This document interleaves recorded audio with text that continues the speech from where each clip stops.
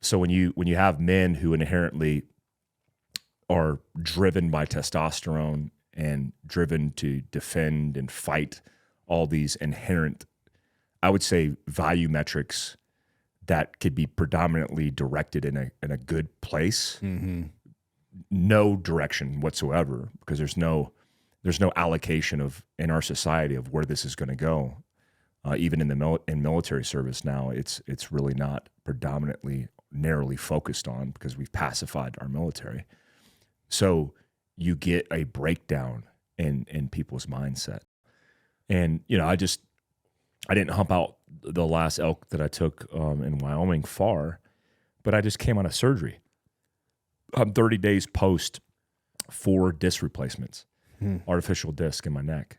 And despite not working out for a month, I was able to put on a 120 plus pound ruck, put my daughter over my shoulders in pretty austere environment, you know, 10 plus mile an hour wind in a sleet storm, and hump out.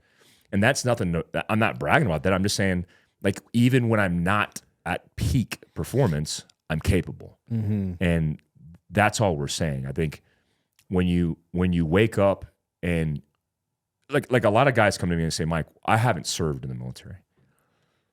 And I hate my position in this a lot because I never want men to judge themselves based on their absence of service.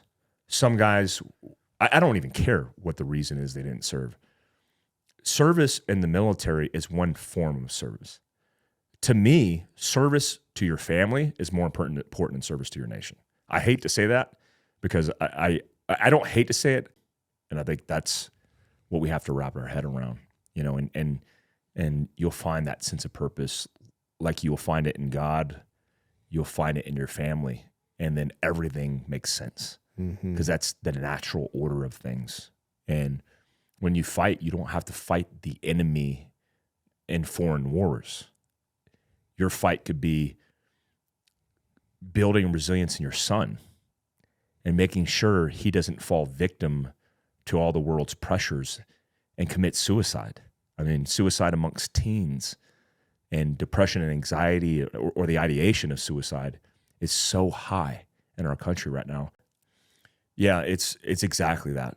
It's developing an immediate action drill. When you're in the infantry and you're on patrol, Field Manual 7-8 will tell you there are specific things you could do in a battle drill to adapt. And that's called conventional tactics, right? Conventional tactics. So let's say you're an infantryman and you're walking and you're reacting to contact. You make contact. The SOP would be direction and distance of the enemy and the composition of the force. So if I'm taking contact from the 3 o'clock, I would say 3 o'clock, the distance, 100 meters, and then the composition of the force. At the same time, while as an individual movement technique, I am moving to cover and concealment to protect myself while I'm shooting on the fly. It's a lot of things to process at once, but it becomes automatic because we drill it, right? Now, let's say you do that, 3 o'clock, 100 meters, 2 enemy combatants in a bunker, and you move and you shoot and you get behind cover. What next? Well, now you have to make rapid decision-making under stress.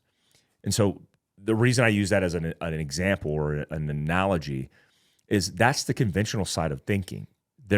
You can create a battle drill for responding to these type of things.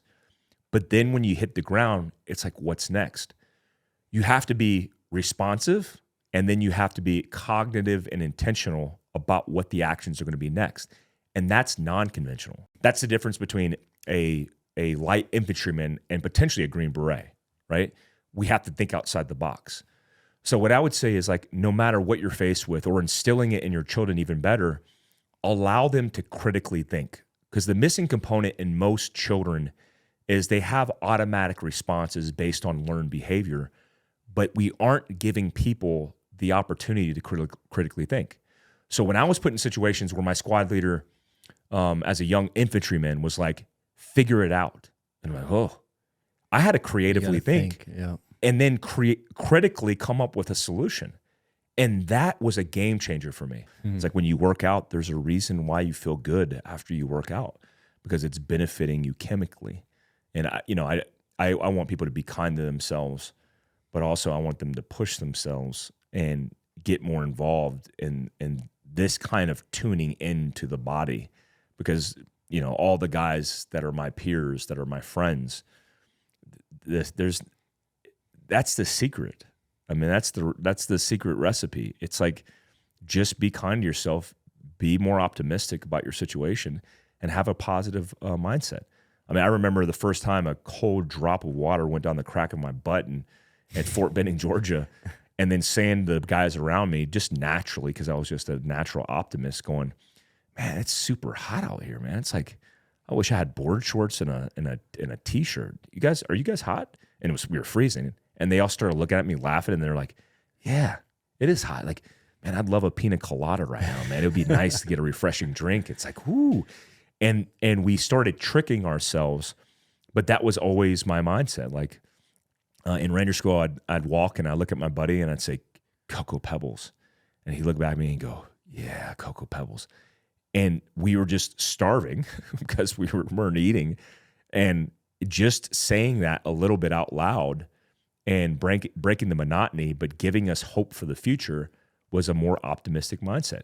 When other people were circling the drain in their brains, they were like, I don't know if I can do this. I'm not going to make it. It's like, man, it's a real easy choice.